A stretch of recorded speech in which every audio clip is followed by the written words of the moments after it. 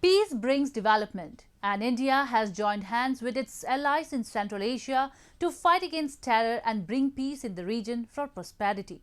Recently, New Delhi hosted India-Central Asia dialogue that concluded with a strong call for humanitarian support and assistance to Afghanistan and the need to prevent the country's territory from being used for terrorism.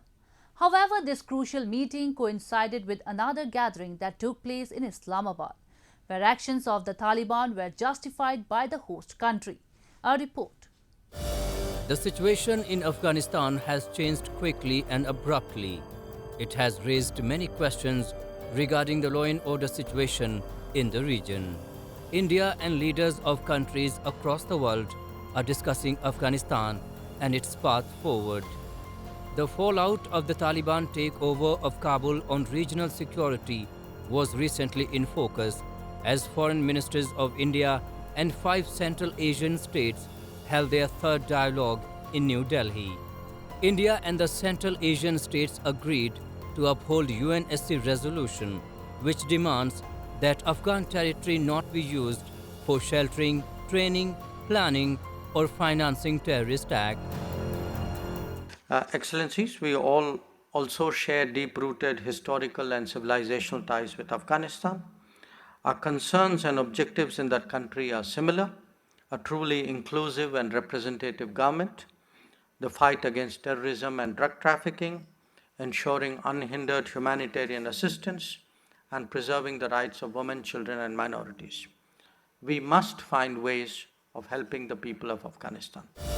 As the meeting got underway, several kilometers away in Islamabad, another one kicked off around the same time. The agenda was more or less the same, the intention not so much. It was the 17th extraordinary session of the OIC Council of Foreign Ministers in Islamabad on the Afghan situation. However, the 5 Central Asian foreign ministers had chosen not to break their meeting in New Delhi to attend the OIC meet, which was held hurriedly in Islamabad. The OIC gathering proved to be the failed attempt of Pakistan's way of telling India that it has the upper hand when it comes to Afghanistan. In the meeting, Imran Khan did it again, what he has been doing for several years, supporting the Taliban and their actions while rationalizing all forms of discrimination, especially against women. He urged the international community to be sensitive to tribal customs while justifying the Taliban banning young girls from schools. Now the point is, we must understand that when we talk about human rights, every society is different. Every society's idea of human rights and women's rights are different.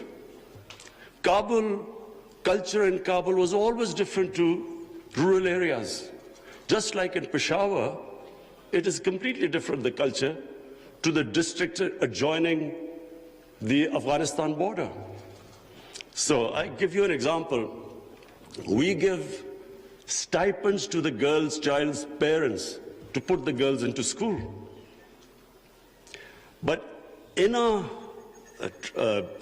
tribal districts or the district adjoining Afghanistan, if we are not sensitive to the cultural norms of those people, even with stipends, they won't send the girls to school.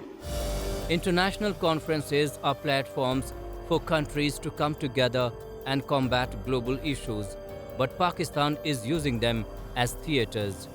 The notorious South Asian country is misusing these international platforms for baseless and malicious propaganda against India. This time again, Pakistan went back to push the Kashmir rhetoric during the OIC meet, which was organized to discuss the ongoing humanitarian crisis in Afghanistan. PM Khan, who is barely managing to govern his own country, just aims to appease the radicals who are posing him a major challenge.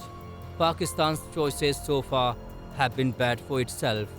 It has better options, but it may not necessarily take those.